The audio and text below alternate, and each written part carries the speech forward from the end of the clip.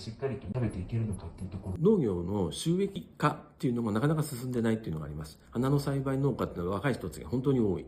収益化がすごくしやすいんですね。ですからそういう高収益の農業に取り組んでもらう。あるいは今あるお米とか野菜を高収益化、いわゆるお金が入ってくるように、十分にそれで暮らしていけるような取り組みをしていきたいと考えています。そのためには、例えばスマート農業だったり、そのための前提として区画のですね、構造改善っていうんですけども、一つの区画を大きくすることで農業機械に入りやすくする。で、環境を、農業のしやすい状況を作っていくこと。これが前提になると思います。もう一つはやはり地域の農産物のブランド化ですね。